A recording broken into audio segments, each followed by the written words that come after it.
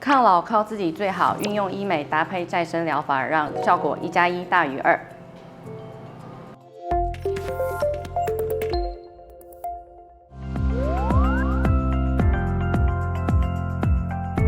PLT 呢，就是高浓度的浓缩的血小板冻精。那我们人在受伤的时候啊，我们身体会释放出血小板，去帮助修护我们自己的伤口。那它其实会释放出很多的生长因子跟修护的因子，帮助伤口愈合，然后增加胶原蛋白，甚至可以修复一些老化的组织，然后增加皮肤的弹性。加上它是抽自己的血去做浓缩的部分，降低了很多过敏的因素，所以利用这样子的特性，其实它去搭配很多医美的疗程，有相辅相成的效果，甚至1+1大于2的效果。PLT 因为就是拿去实验室做冷冻跟干燥的动作，所以 PLT 相对就拿比喻来说，它就像是新鲜的水果拿去做干燥的动作。那我再加入生理食盐水之后呢，它又可以恢复它原来的新鲜度跟活性。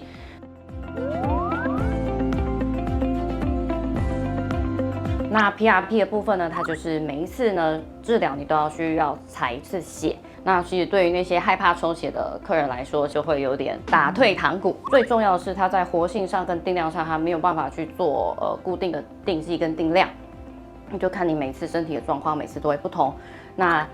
它在保存期限上相对也是比较有极限的，在室温下呢，你只要离心出来，你4小时之内就需要使用完毕。那 PLT 冻精呢，它就是一次采血多次疗程，那它每次呢都可以做定剂定量的处理，所以每一瓶都有10亿以上的血小板。那浓度上来说，一定是比 PRP 大概高个7倍左右。那因为在干燥的状态下放到这个小瓶子内呢，它其实可以在室温下保存3年，所以它并没有说我抽出来我4小时就一定要使用完的这种时间的紧迫性。那它产出的量呢，每次大概就10瓶到20瓶的量。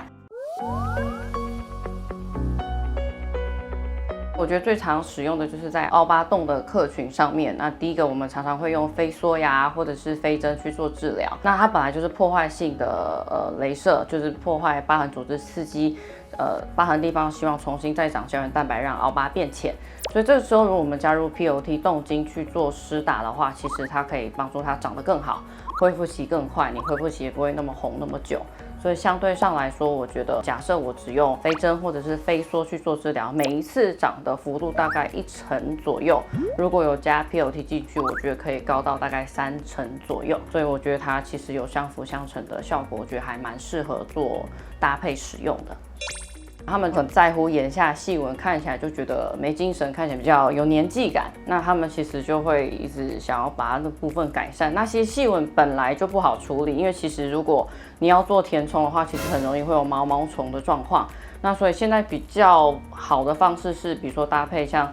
眼周的电波，那它就是利用热去刺激胶原蛋白嘛。可是如果这时候你再搭配 PLT， 再做浅层的注射，其实我觉得它长出来的效果比单用电波效果好很多。